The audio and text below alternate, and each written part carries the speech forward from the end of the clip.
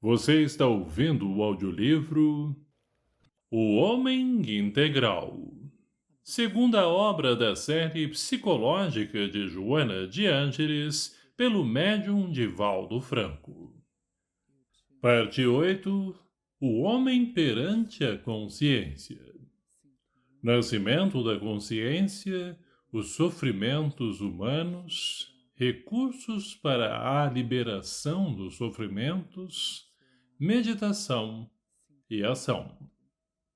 8.1 Nascimento da consciência. Antropológica e historicamente, a sobrevivência equilibrada do homem e da sociedade tem estado sempre vinculada à ideia de um mito central, no qual se aurem os valores éticos de sustentação das suas atividades e do seu equilíbrio. Toda vez em que fatores adversos interferem nos mitos humanos, desacreditando aquele que sintetiza suas aspirações, os homens se encaminham para o caos e se agridem e se perturbam, parecendo haver perdido o rumo.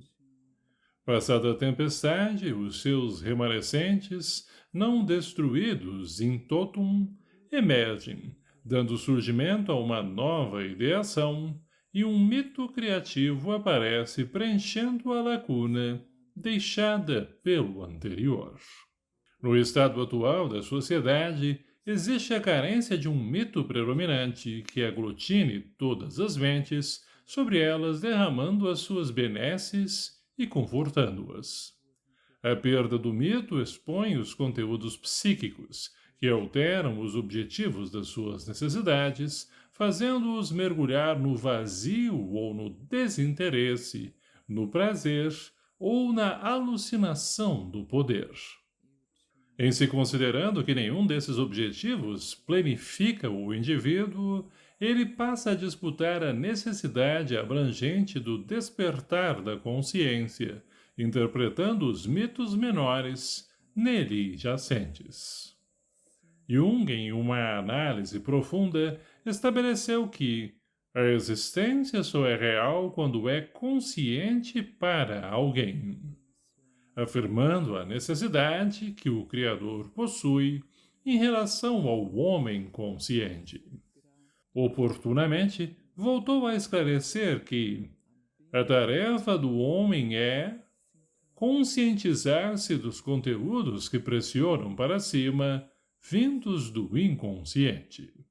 Esse despertar e crescimento da consciência, ainda segundo o eminente psicanalista, termina por afetar-lhe também o inconsciente.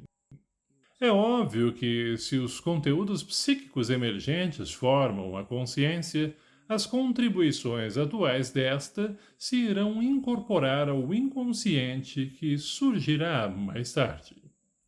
Deste modo, o nascimento da consciência se opera mediante a conjunção dos contrários, como decorrência de uma variada gama de conteúdos psíquicos que formam as impressões arquetípicas ao fazerem contato com o ego, dando surgimento à sua substância psíquica e tornando todo esse trabalho um processo de individuação.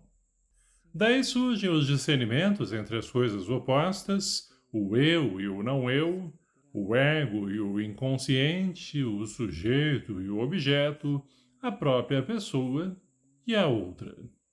Dando campo aos conflitos, este sentimento que enfrenta e contesta torna-se uma forma altamente criativa de luta, cuja vitória proporciona satisfação, ampliação e aprimoramento da vida. Sem essa dualidade dos opostos que leva à reflexão no processo de individuação, não há aumento real de consciência, que somente se opera entrando em contato com os opostos e os absorvendo. A consciência, do ponto de vista filosófico, é um atributo altamente desenvolvido na espécie humana e que se caracteriza por uma oposição básica essencial. É o atributo pelo qual o homem toma em relação ao mundo, bem como aos denominados estados interiores e subjetivos, a distância em que se cria a possibilidade de níveis mais altos de integração. Por sua vez, declara ainda Jung: a consciência é a relação dos conteúdos psíquicos com o ego, na medida em que essa relação é percebida como tal pelo ego. E conclui que as relações com o ego que não são percebidas como tal são inconscientes. Estabelece, ademais, a diferença entre consciência e psique, que esta última representa a totalidade dos conteúdos psíquicos. E como esses conteúdos, na sua totalidade, não estão vinculados ao ego, tais não são consciência. Nos mitos centrais de todos os povos, os opostos formaram a essência das suas crenças, dos seus conteúdos psíquicos, geradores da consciência. Encontramo-los nas religiões da Antiguidade Oriental e, particularmente, no mito da criação, no qual os conflitos da treva e da luz, do bem e do mal são relevantes.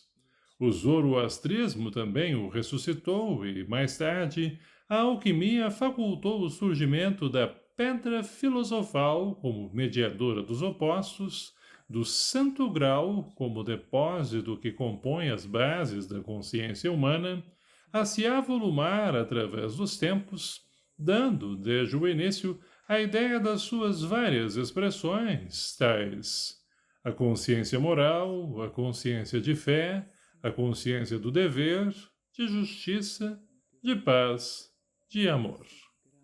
Os equipamentos constitutivos da consciência sutilizam-se e adquirem mais amplas percepções que facultam o desenvolvimento emocional e ético do homem, auxiliando-o na liberação de conflitos. As heranças atávicas que se convertem em arquétipos no inconsciente individual e coletivo dizem respeito às realidades do espírito, em si mesmo responsável pelos resíduos psíquicos que se transformam nos conteúdos preponderantes para a formação da consciência. O homem deve adquirir o conhecimento para elevar-se do ser bruto, tornando-se o sujeito detentor da consciência. Não lhe bastará conhecer, mas também viver a experiência de ser o objeto conhecido. Não somente conhecer de fora para dentro, porém, vivenciar o que é conhecido, incorporando-o à sua realidade. Enquanto o ego conhece, o outro passa a ser um objeto detido, conhecido, o que não plenifica. Esta satisfação advém quando o ego, passando pela vivência do que conhece, torna-se, por sua vez, conhecido pelo outro, que também tem a função de sujeito conhecedor. O ego adquire, desse modo, a consciência autêntica no momento em que é sujeito que conhece o objeto conhecido. Indispensável nesse jogo do conhecer sendo conhecido, que se não cria uma dependência em relação à pessoa que conhece. A vida saudável é a que decorre da liberdade consciente, capaz de enfrentar os obstáculos e dificuldades que se apresentam no relacionamento humano e na própria individualidade. Esta é a meta que a consciência almeja.